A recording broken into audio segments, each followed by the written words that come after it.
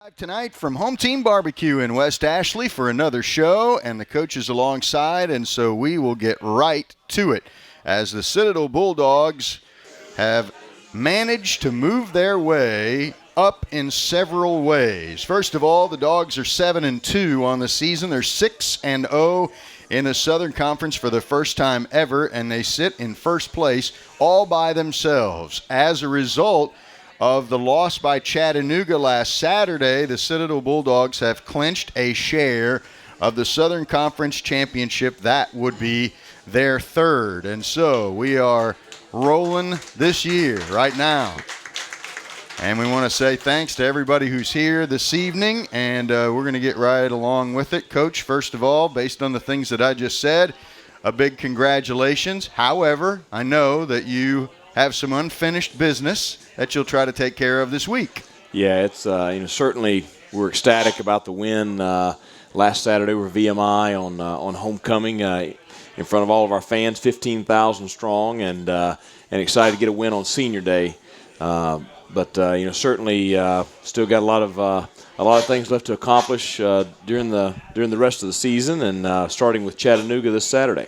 Chattanooga is a team that has won the league or shared the title in the last couple of seasons, so they have their backs to the wall just a little bit this week after that loss at Mercer, which to many was a little bit of a surprise. I got to tell you, though, I wasn't necessarily surprised based on the way I've seen Mercer play and how close they've played games this year. Well, and that's the thing. They've been close all year long, and we talked about it a week ago that there's going to come a point in time where where they're going to get over the hump, and they did that last week, and certainly Chattanooga with 4 turnovers and getting stopped at 4th and goal on the one there late or there during the ball game.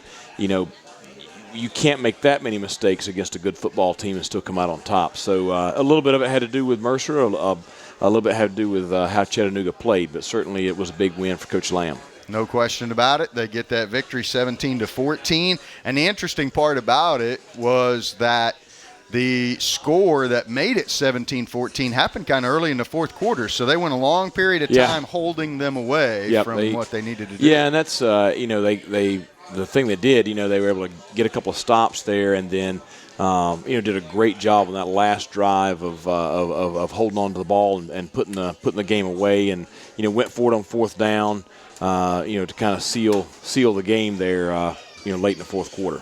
So the Bulldogs have another thing they've moved up with. They are number 20 in the country in one poll, number 21 in another.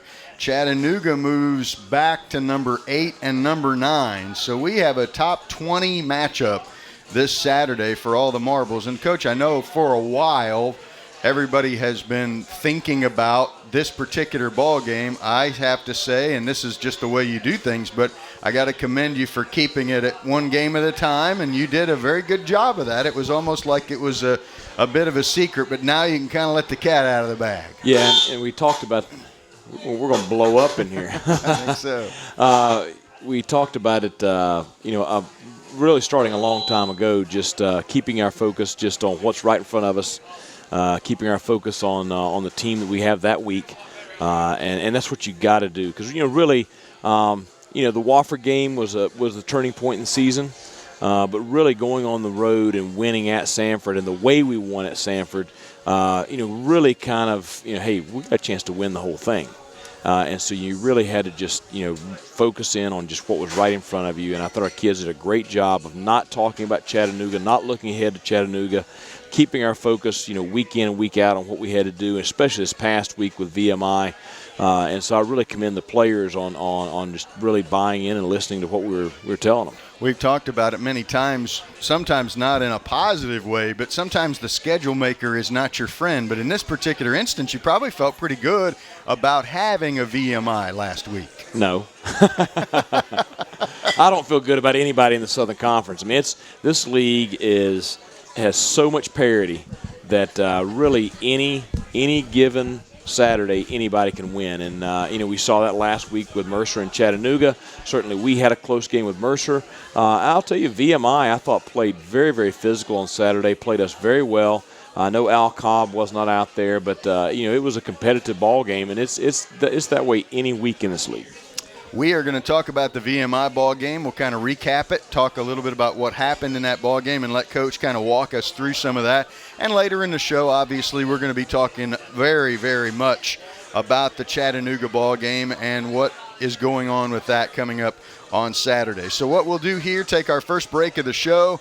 We will get back and start digging into the game just played against VMI, the one the Dogs were able to win and move to 7-2 and 6-0. And we will do that when we come back to Fiery Ron's Home Team Barbecue in West Ashley. This is the head coach Mike Houston Show on Sports Radio 1450. Style. Selection.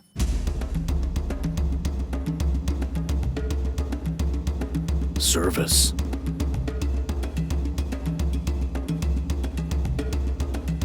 Quality.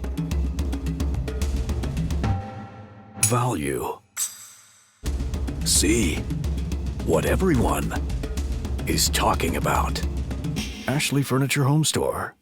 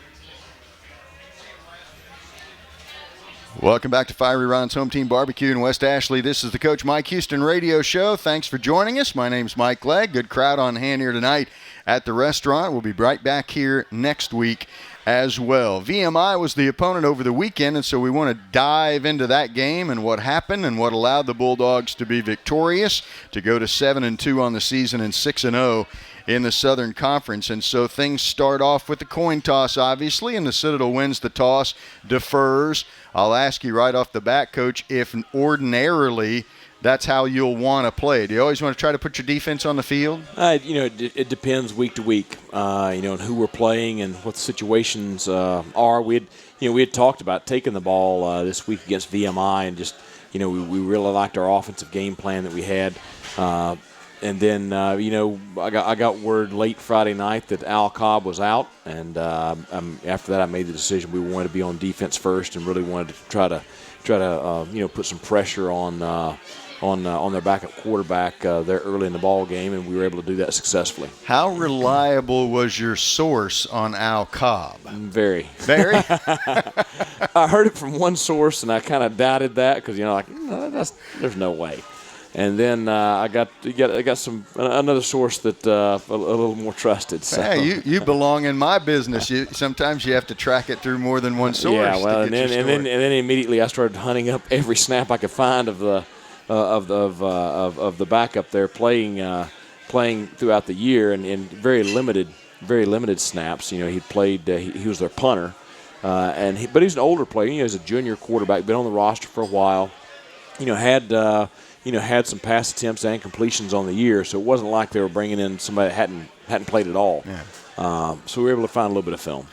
Good enough. Hayden Alford was the starter at quarterback. VMI gets the football first, and so his feet go to the fire right off the bat. They start from their own 25-yard line. They get just 9 yards in that initial drive and have to punt. And so your group gets the ball back starting at your own 30-yard line. There was a holding penalty in there that set you back just a little bit, made you 1st and 20, but all of that was forgotten relatively quickly when Cam Jackson got loose. Yeah, and that was, it kind of worked out the way we'd hoped. We brought pressure there early on Hayford, and got him kind of off kilter, got the ball back. But what a great execution with Dominique and Cam, and good blocking down the field. And that's I think that's Cam's longest run of the year, 68-yard touchdown, longest run of the year. So it's good to see him get out and run away from everybody. I don't think anybody touched him. No, he was untouched. So he goes for the TD, 68 yards, and the Citadel jumps in front 7-0 in the ball game. Then VMI gets the ball back at their own 25, and they're doing that because Eric Goins is just not allowing anybody to return kicks. Right. I think he had 5 touchbacks on Saturday to go along with his school record 5 field goals. So he really had a great day. No question about it. They go from their own 25-yard line, and that drive ends on an interception. You've gotten a lot of those this year, but you'd never gotten one from Quinlan Washington. No, and I'll tell you what an athletic play. It was a run-pass option deal. They fake the run game. He's inserting because he's the support right there. They try to throw over the top of him. He makes an incredibly athletic play to go up and snatch the ball out of the air. And we've seen it all year on the kickoff returns. But as soon as he was in the open field, I didn't think anybody would catch him because he's one of the faster players on our roster. And so he got out for I think a 72-yard score for his first career touchdown, first career interception. He ended up being the Southern Conference Defensive Player of the Week. You'll hear a little bit more about why coming up here in just a second. So you're halfway through the first quarter and you got a 14-0 lead. Yeah, and as games go, and I've been in enough of them that that's great. You love to be out 14-0.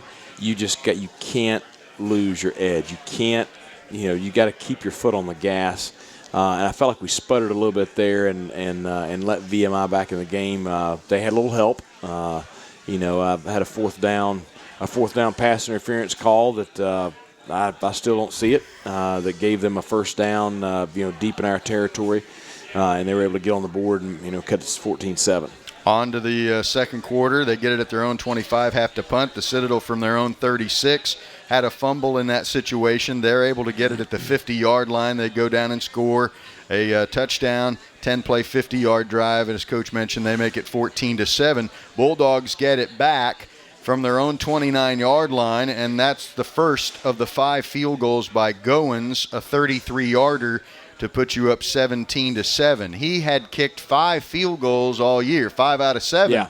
And he kicks 5 in that game. And so quite a performance indeed for Eric. Well, and certainly, I said it during the press conference the other day that, we just hadn't been in a situation where he had gotten a lot of opportunities. We've been in a lot of fourth down situations where the yardage is so short and being in the red zone that we've elected to go for it with the style of our offense. So, but as it worked out, and with some things that occurred in the ball game Saturday, it turned into more of a field position game, and so you had those opportunities. We had to take them, and fortunately he came through. VMI gets it, punts. The Citadel does the same. VMI gets it at their own 20-yard line. It's interception number 2 for Quinlan Washington, and he returns it to the VMI 11-yard line. Then at this point, I kind of thought, okay, things could really get out of hand, but VMI bows their back a little bit, and they stop you down there on their own end. It was fourth down at the 2-yard line, and they get the stop in that situation. Yeah, just, sitting there, and I really wanted to try to knock them out. That's the reason we went for it on fourth down there. And could have taken the 3 points, but, didn't. We did end up getting it back on the next drive. Our defense did a good job of holding field position. We were able to get a field goal on the next drive. So it ended up not turning out to hurt us. Yep, they get you. You get them 3 and out. You get it at their 46-yard line, and then get the field goal from 26, and you go up 20-7. We're nearing halftime, but that's the circumstance you found where Dominique Allen comes out of the football game. He would not return. Sometimes they could return and don't. Other times it's a little bit more serious than that. The key question being, and I think this is the way it is this week. Dom's okay, we hope. Yeah, he's fine. I'll tell you now, we had a very physical practice today. Almost more physical than I want, on Wednesday before a game like this. But then he was fine. He had a good practice day, had a good day yesterday, so he'll start under center on Saturday. Okay, there's a collective wiping of the brow and a big no doubt. Big, okay, good deal. So at that point, you're up 20-7. You go to the halftime locker room, and he's not out there when you come out in the third quarter. Sometimes players that come in behind them, in this case you had Cam Jackson, then you had Sean Belton coming out there looking over their shoulder, how long am I going to get to be in the ball game? Sometimes it's better if they don't know, or if they do know that someone's not coming back, because then it's yours for the rest of the game. Yeah, and Cam Cam did some good things there. It's just we haven't been able to work Cam as much, and so a little bit of a rust you saw there in the third quarter. We decided just to go with Sean, because Sean's the one that's been getting a lot of the reps in practice. And I was pleased with how Sean played. Really, it's the first pressure snaps Sean has ever been in. He played against Davidson late. He's played against some other teams late. But, the game was still very much in jeopardy right there when he came in the ball game. And he really played well. In the third quarter, Citadel gets the ball at their own 25. VMI gets a fumble at the 38, returns it to the 3, and then they punch it in. Ziegler gets a 3-yard run at that point. All of a sudden, man, it's looking tight. 20-14, tight ball game. So, but again, I thought Sean did a good job of, getting us down the field. Had real nice pass completion to Jorian Jordan. Set up a field goal to go up 23-14. And really, I think probably gave our whole offense a lot of confidence in Sean, and really didn't look back after that. You mentioned the pass play. You also got a fumble recovery from Kevin Graham that led into the drive that took you to field goal number 3 from Goins from 20 yards out, and as you mentioned, 23-14. So I'm pretty sure it was Quinlan Washington again on that one. A sack, forced fumble, strip that Kevin was able to recover right there. So another big play from two young players. So you got 2 interceptions and a sack in the ball game for Quinlan Washington, and he is your defensive player of the week, which is an award that you've picked up quite a bit. That was the 4th time a Citadel Bulldog has been a defensive player of the week in 10 weeks. Yeah, and it's one of those things. Last year we couldn't buy an award, so when you win, when you're playing well, when you're doing good things on the field, then that's when you see some of the individual honors come in. And so certainly we're excited for Quinlan getting that honor, but I see it more as kind of a team deal, because it's a product of how we're playing on the field. VMI got the ball back after that. They had to punt. The Citadel gets it at their own 25. It leads to field goal number 4, a 23-yarder. They're up 26-14 after 3. Trade punts after that. VMI gets it at their own 42. And another interception, this time from Malik Diggs. Yeah, it was a good play by Malik. I think the receiver fell down there. They tried to take a shot down the field. Malik was in good shape, but able to get an interception, returned it maybe 20 yards or so, gave us good field position to start another drive. Got the next field goal. It was from 34 yards. You're up 29-14 after that. Traded turnovers, and then you have to punt. They give it up on downs. Then you guys get to close out the ball game, and quite a performance. At that point, you're thinking, okay, game's over. Let's hurry it up, get the clock out. They get the ball back, and then all of a sudden, it's another pick six. Yeah, what a way to end the game. Tevin's had a great year, and is playing fantastic. But he, made a great break there in the coverage and stepped right in front of the ball. And he's another one now. If he gets going in the open field, I know he's a big guy, but he can roll. So 75-yard touchdown run. I was just glad he didn't run out of steam by the time he got down there. Second time this year that the Bulldogs got a pick six from Tevin Floyd. He had one from 28 yards a little earlier in the year. So the final score, 35-14. Cam Jackson, the 100-yard game and a touchdown. You had 6 takeaways and outgained them 460-212. So a great defensive effort for the Dogs. It's hard to hold anybody around the 200-yard mark in total yards, and you did just that. Yeah, and I thought the key to the game, and to be honest, I don't care what anybody says, I don't care who was playing quarterback for them. We got so much pressure on the quarterback from our front four and from our linebackers when we brought them on different blitzes there. We got so much pressure on the quarterback that really that's what forced a lot of that stuff because he was operating under duress the whole night. And they have a week. They don't play this week, and I'm sure he's thinking, man, I kind of need it after seeing some of that stuff. Well, I'm sure Cobb will be back, and I think they got Western Carolina at the end of the season at VMI.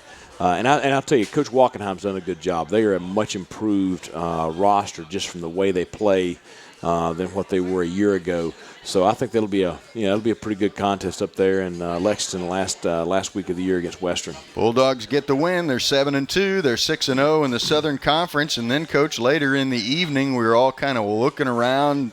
We knew that by the end of the night, you could be clinching a share of the conference championship. And lo and behold, a little later on, like we talked about earlier, you get that. What were you up to? Where were you when you found out what happened in that one?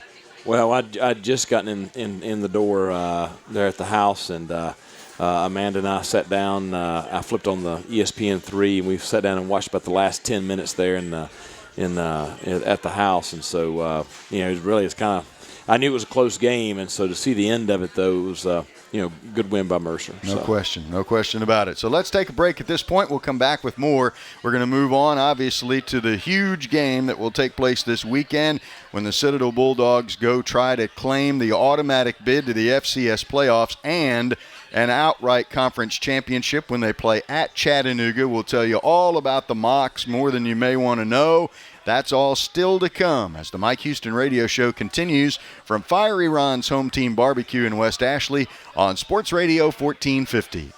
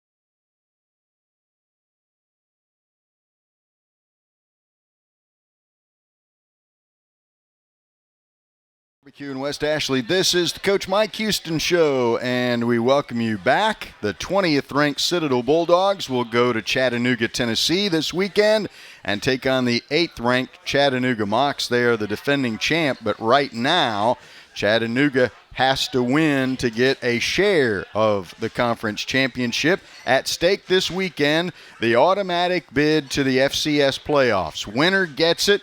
The other has to kind of wait until the 22nd of November to find out if they get in the playoffs as well. The Citadel Bulldogs can claim an outright conference championship with a win this weekend at Chattanooga. That's a pretty good little trip, and the Dogs will take off for that late this week, and they are preparing this week to get that done. Part of that unfinished business we were talking about a little earlier, Coach. Yeah, and this is the one team that last year I felt like we did not play very well against. For whatever reason, that was our one game I didn't feel like we were very competitive in, and so that probably adds a little bit of extra fuel because, like we talked about the other day, I think our players have a lot of pride in the way they compete and the way they play, and so I think that they don't like the way we played against them last year. They've had to watch that film some this week, so they'll have a little bit extra incentive there along with what's at stake. It came up during the weekly coaches teleconference this week, and Russ Huseman, the head coach at Chattanooga, was the one talking about this.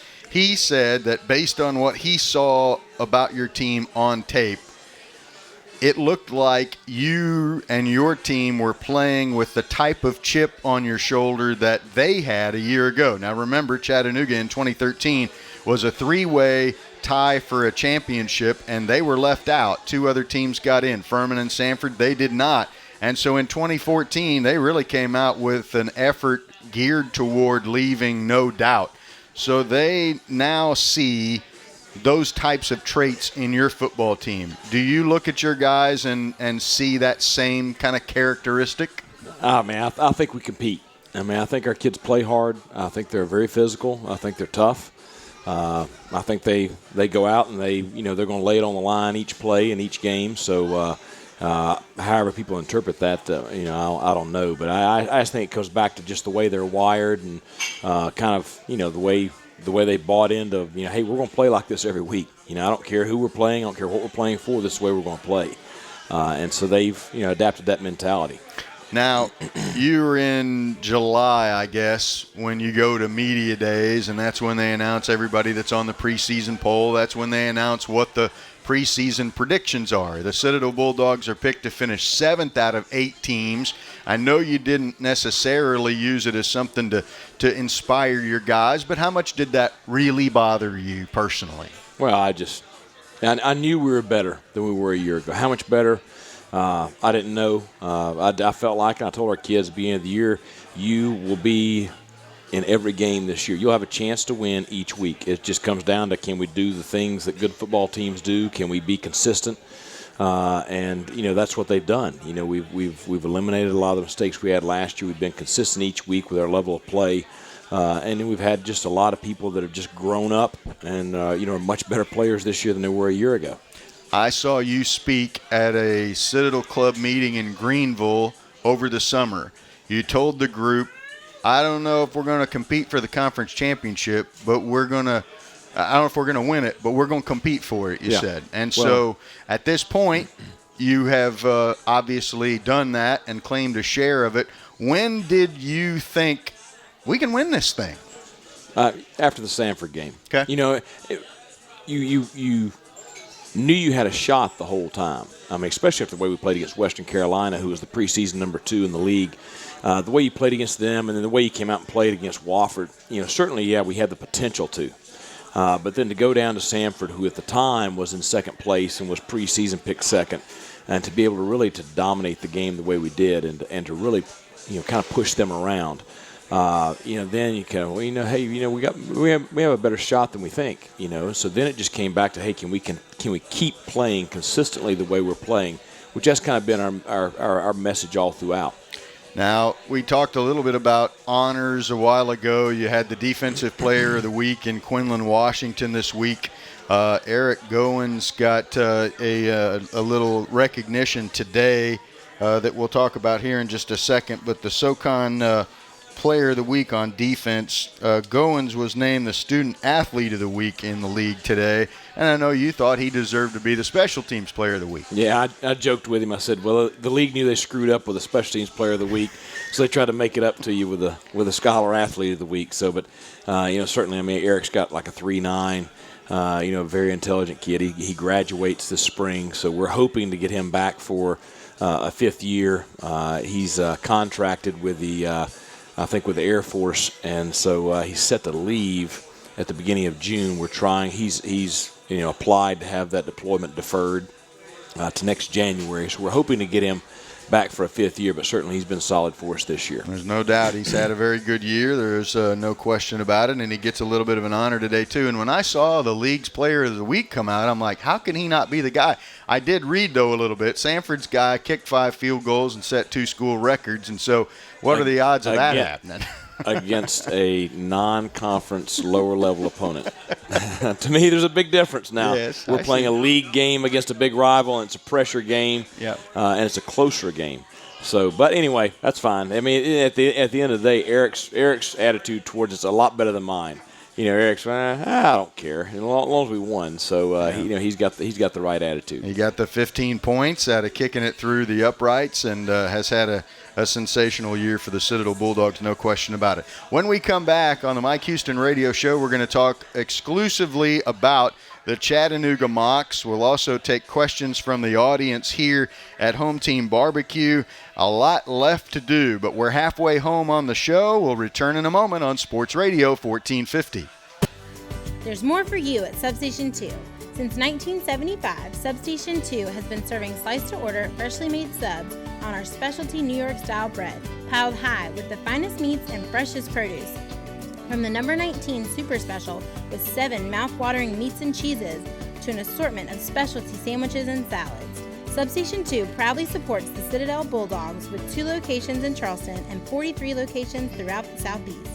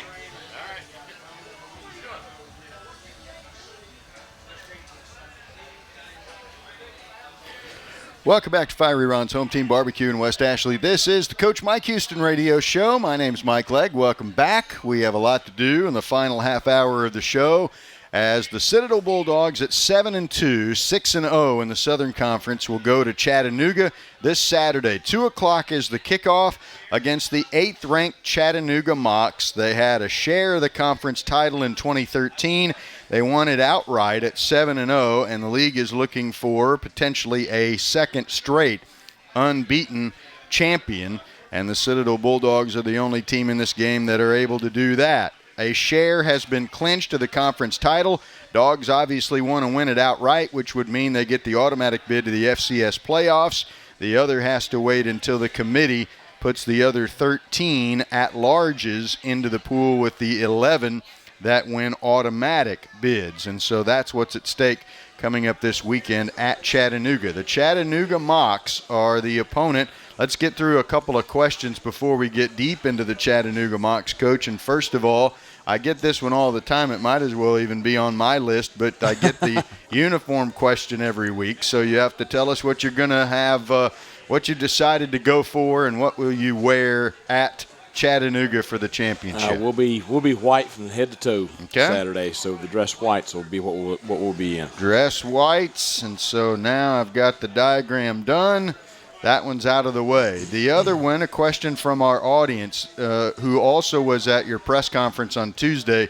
You had mentioned with Eric Goins at the press conference, you hadn't necessarily stretched Eric, I think were your words. And so the question from the audience was, if you need one to win the ball game, how far out potentially would you feel comfortable with Eric kicking? Well, a lot of that depends on field conditions. Wind. Is it raining, anything like that? But he's got a leg from 50 plus. So we've got a certain cutoff that that we'll attempt with him, and depending on the conditions, may go a little bit longer, may go a little bit shorter. But he's got a pretty strong reach. I'm told, and obviously things can change, it's finally going to be one of those days that feels like a fall day. I think it's going to be in the 50s in Chattanooga. It's going to be perfect. Yeah, that's a beautiful day. Yeah. 30s at night, your coffee will steam when you bring it outside to walk around in the morning. So I think it's supposed to be ideal. I don't think there's a chance for rain whatsoever. Stadium that seats about 20,000. It is a double-sided, and so it's kind of enclosed there at Finley Stadium. So we've taken care of the questions that we have. Obviously, if you have any more, you can bring them to us during the breaks, and we'll get to those. The 8th-ranked Chattanooga Mocs are 7-2. They're 5-1 in the Southern Conference. Suffered their first setback in league play since November 16th of 2013, last week at Mercer. They lost 20-17. I think it was 17-14 instead of that. 17-14. Yeah, yep. 17-14. SoCon wins came at Samford, 31-21, over Furman, 31-3. At VMI, 33-27. At Wofford, 20-17. That was a game they needed a field goal as time expired to win. Yeah. So that's the one that everybody might look at and say that's the most similar team, perhaps, they've played to you. Yeah, but we're still different. But certainly Wofford played them very, very close, and that was right after we'd played Wofford. Wofford probably had a little bit of something to prove there. But yeah. And a win over Western Carolina. They won 41-13. UTC went 2-1 in 3 non-conference games. They lost to top-ranked Jacksonville State. At the time, they were number 7. That was in week 1. They beat Mars Hill, and they won at Presbyterian. So that's what Chattanooga has done so far this year. And so, again, at the time, Jacksonville State was not the number 1 team in the country. But the next week, they went to Auburn and gave them fits. Should have beat them. Should have beat them. Had the lead late in the game. We just happened to be watching it right before we went to the stadium, and Jacksonville State's a quality football team, and really should have won that game at Auburn. Their game with them was very close. It was 23-20. Speaking of Chattanooga now, so that's what they have done. Now here's what they tend to try to do. They call themselves multiple on offense and multiple on defense. Jacob Huseman, the head coach's son, is the league's second leading rusher, 879 yards and 8 touchdowns, and he's the league's third-rated passer, 1,459 yards, 7 TDs, 8 interceptions. He completes 67% of his passes, and he's accounted for 2,338 yards, which I show is 64% of their offense. He's a big piece. Yeah, he is. He's the 2-time Southern Conference Offensive Player of the Year. He's 6'2", 220.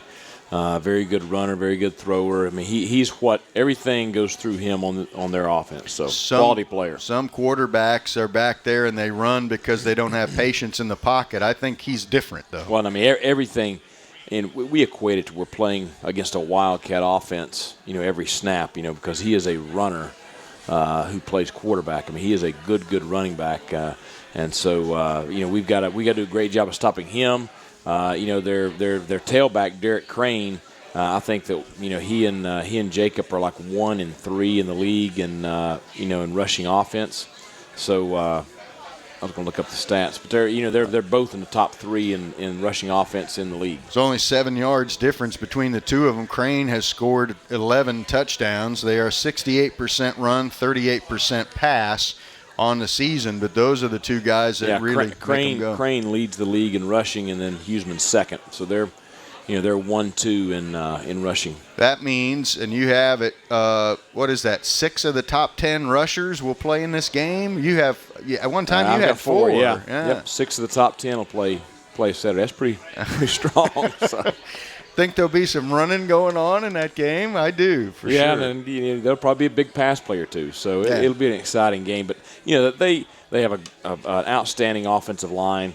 All 5 of their starters have started significant amounts of time over the years. They have backups that have been starters, for seasons at a time. So their offensive line's outstanding. They have quality skill position players at wide receiver. You got Huseman and Crane. I mean, really top to bottom, it is an extremely talented offense. On the defensive side of things, they list themselves as multiple there. Keontae Davis is their leader in sacks with 8.5, co-leader in tackles for losses with 11.5. This is a team that, like you, has forced more turnovers than they have given up. Right. 11 giveaways, 14 takeaways, so they have a +4 turnover margin, and a defense that, if you look at the league statistics, they rank number 1 in the 4 big defensive categories. So that's solid. They lead in about everything, and they got Davis there on the defensive line. Josh Freeman was preseason first-team All-Conference. Lucas Webb, their safety, was preseason All-American.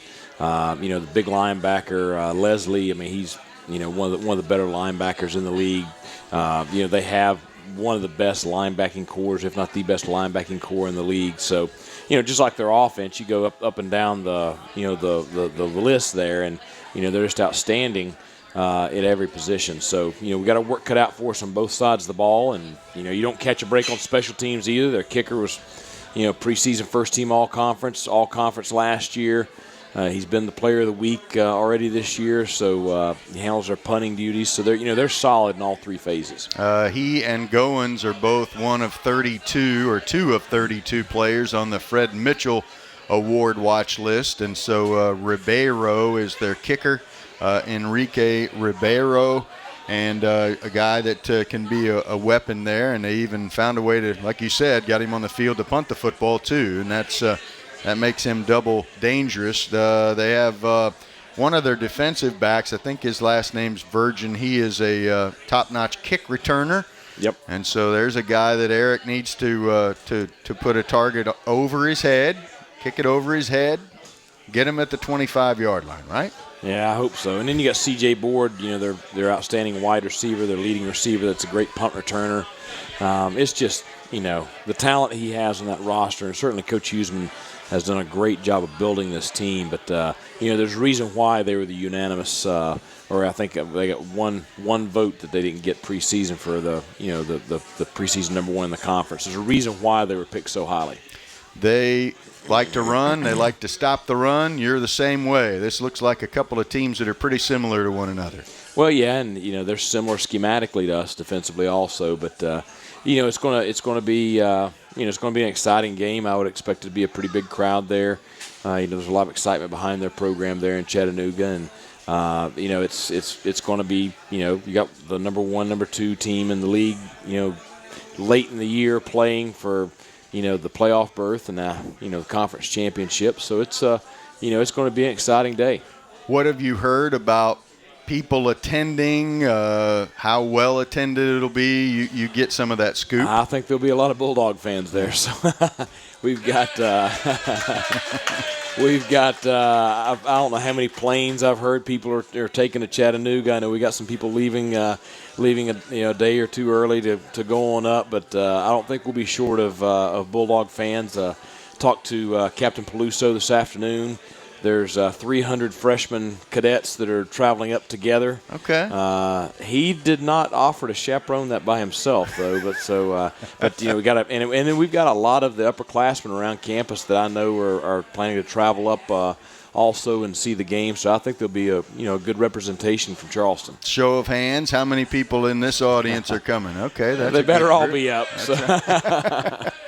That's good. So it is going to be a well-attended situation. Stadium seats a little over 20,000, so I know there'll be room. I think they're averaging somewhere around half of that.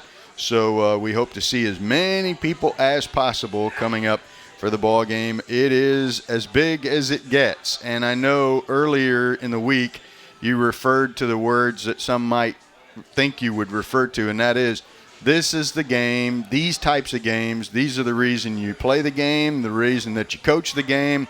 they're the reason you want to be involved at all. Games like this. I told our roster at the end of practice today. It's at the end of the day, we were picked 7th preseason. It's a credit to them. What we've been able to accomplish this year, and the biggest thing I want them to do is I want them to enjoy the moment, play free and fast and physical, just be us.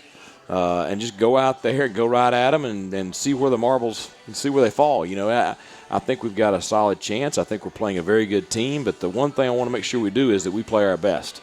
And I think we will. I mean, we have had a very, very good week of practice so far. I expect it to continue tomorrow. So, we'll be prepared. The kids will play hard Saturday. And so I just think it's going to be an exciting contest. I think at one point in the season you said to me, I don't think we've played our complete best game yet.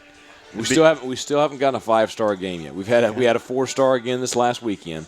So the penalties got us away from our 5th star there. But that's I think that we are capable of playing better than we have at any point in time throughout this year. If we put it all together, we could turn in a pretty solid performance. The Citadel Bulldogs and the Chattanooga Mocs this weekend. It's at 2 o'clock on Saturday. The Bulldogs are 7-2 and 6-0 in the Southern Conference, which is happening for the first time ever. Chattanooga, ranked 8th, is 7-2 and 5-1 in the league. Our last segment of the show when we come back to Fiery Ron's Home Team Barbecue in West Ashley in just a moment. This is the Mike Houston Radio Show on Sports Radio 1450. I needed to deposit a check. I was about to head to the bank, but out of nowhere, it just started to rain. Like, really rain.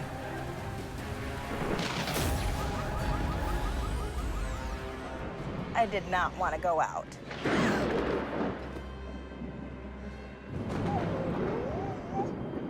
But then I was like, duh, just use your phone. Mobile deposit techno thingy to the rescue. I'm Raina, and I bank human at TD Bank.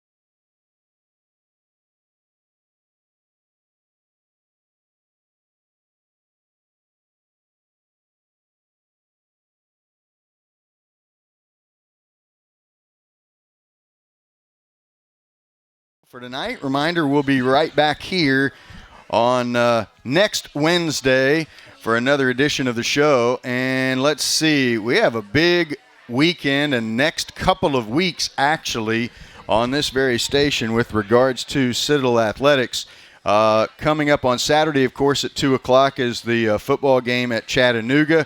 That night, Citadel basketball will open their season at Butler. We'll have that game for you that evening at 7:30, and I think Coach Balka must really like the food here, man. He's out again tonight. I'll tell you, he and Coach Willis have both been great supporters of ours since they got to campus. Of course, I knew both of them before they came to Charleston, but I'm really excited to see their team play. I know it's going to be an exciting year for all of our basketball fans, and certainly a change in tempo over what we've seen the past few years. No doubt about that. Now, next week, Tuesday night, is a basketball game at home against Stetson.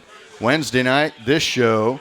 Thursday night, there's a basketball game against Mid-Atlantic Christian. And on Saturday, you'll play the Gamecocks of South Carolina, and it was announced that you'll play a noon game against them. They always wait till 12 days out to determine that. And so a noontime game on the 21st for you at South Carolina to close out the regular season anyway. So that was announced this week. Yeah, and we'll talk about that one next week. So that'll be fun, too, to do that very, very thing. Upcoming in the league this week, we'll go through those games real quick and talk about those. But Samford is playing at Wofford this week in a league contest. And so that is one of the league games that are involved in play this week. So Samford at Wofford, what do you think? Yeah, it's going to be interesting because, Samford's really struggling right now. They took it on the chin last week, and, Wofford, I think, has really fought through a lot of adversity and is really playing pretty well right now. So it'll be interesting to see how that game goes. Furman will play at home this week, and they're probably sitting back going, oh, man, Mercer's lost all these close games. They finally win one of those close games. What are they going to do when they come here? Yeah, and, there's so many things surrounding that game also. Bobby Lamb, who is in the Furman Hall of Fame, is the coach at Mercer, and won several championships at Furman as the head coach there, and so probably a little bit extra juice, from him in that ball game. So, and certainly Furman, trying to regain a little bit of the momentum they had early in the year. Western Carolina goes outside the league. They'll leave what I was told earlier on Friday morning to fly to Texas A&M to play that ball game. That'll be a tough one. Yeah. So, but certainly, Western could put up some points, but A&M, I know they made a change with their coordinator this week, and so it'll be an exciting game for Western. Your game is a trip that'll take. If you did it all at one time, it takes about 7 hours, perhaps, if you're on a bus to get to Chattanooga. How do you determine what you'll do from a travel perspective when you leave and where you take breaks here or there just to kind of keep things fresh, keep guys from being on the bus too long, stuff like that? Well, we plan all that stuff, the spring before. So, all of our trips this fall were planned last spring, and I'm fortunate to have, we don't have a DFO, a director of football operations like, a lot of schools do. We've got an Andy Clausen. So Andy's been there for 43 years. He's done the travel for all 43 years.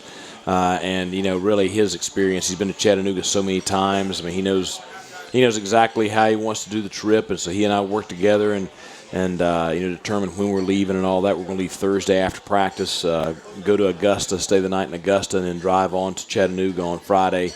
Break up the trip to where you're not on the bus for too long a time. Get the players 2 really good nights of sleep before Saturday. So similar to our schedule we use for Samford. I was going to say that formula worked so well for Samford. I would say you probably, if it had been planned differently, it might have changed. Yeah, we're staying at the same hotel, eating lunch at the same restaurant. So. And you had wings again tonight, so you haven't changed as far as I'm glad they're good. Yeah. I'd hate to have gotten stuck on something that wasn't very tasty. So. Well, this is a big one. This is a very big one, and you had some very fun words after the ball game when we had a chance to talk to you about what the guys have done, how they've responded to this season, to your staff, and all of the different things that have kind of made this turn into something that everybody's talking about right now. Well, and that's what it comes down to, because the reason sometimes you don't see a quick turnaround is because there's half our roster that was recruited and played for someone else, not us. And a lot of times you have those older players that this is not the way we did it. We don't. I don't want to go that hard. I don't want to do this. This is not the way we did it.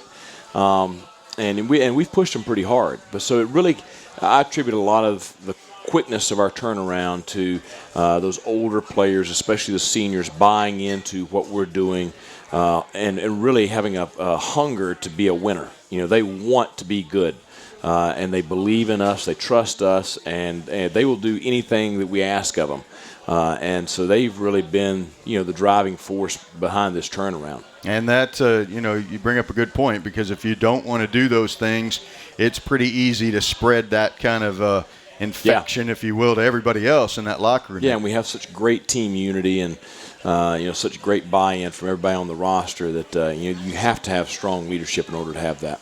And the Bulldogs have done very well in that regard, and so they're about ready to play in a very huge game. Another thing that you had mentioned this week was you obviously this is not your first go-around in championship settings. You have had these types of build-ups to games before. And so talk about how the experiences from your coaching past have kind of helped you push this team toward the road they're on. Well, you just, the thing is you learn from mistakes. I mean, just like a player. So, and one of the things I learned, years ago was, just to really keep things focused on what's right in front of you. Don't get too far ahead, which, has really benefited us down the stretch. And then the other thing is just what I talked about a while ago is trying to keep our team loose and relaxed and still, intense and ready to go. You got to find that fine line, because you see a lot of teams, and I think this is what happened to Western last year in a game very similar to this. They get so worked up and so wound up, for what this, what the meaning of this game is, that they go out and they play tight. And you never want to play tight. You want to play loose and free and fast and physical. And so, that's been kind of the message to the team all week is, hey, let's go in there and just let it all hang out. Let's go play our best game of the year, and let's just go have fun and get after their rear end, and we'll see what happens in the end. Should be a fun game. There's no question about that. The Citadel Bulldogs and the Chattanooga Mocs this Saturday at 2 o'clock. The winner gets the automatic bid to the FCS playoffs, and that will be something to behold. So it's a winner-take-all type of a scenario. Dogs can win it outright with a win on Saturday in that 2 o'clock ball game against the Chattanooga Mocs. And so a lot of good things going on right now. I'm sure you've gotten more messages and calls than you've gotten before, because this is a nice little buzz building right now. Yeah, and I'll tell you, that's the other thing. It's just like here tonight, you want to be somewhere where football's important. And football's important at the Citadel. We have fantastic alumni. I mean, you look at the crowd we had last weekend, and just how fanatical they are about getting behind the team.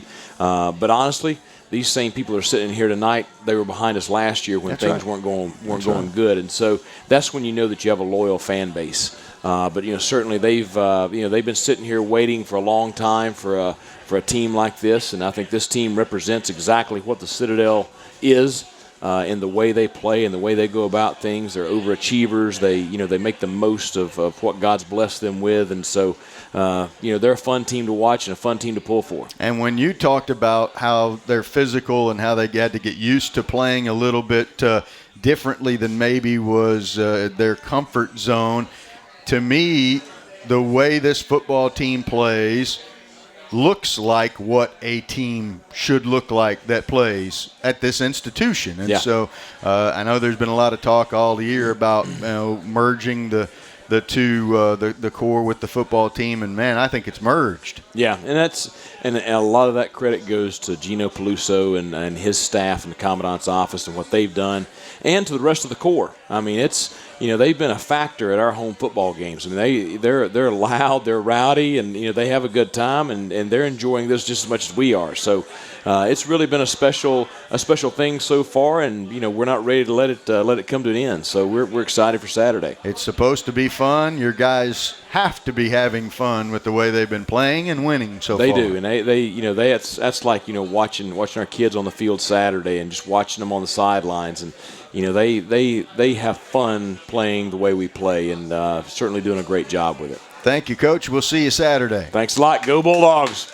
That's Coach Mike Houston. I'm Mike Lake. Thanks for joining us here this evening at the Mike Houston Radio Show. We're live at Fiery Ron's Home Team Barbecue, and we'll be back here next week for yet another show. And we'll be looking forward to a big sports week. We've got a lot of things going on with basketball and football merging, but the huge game is Saturday.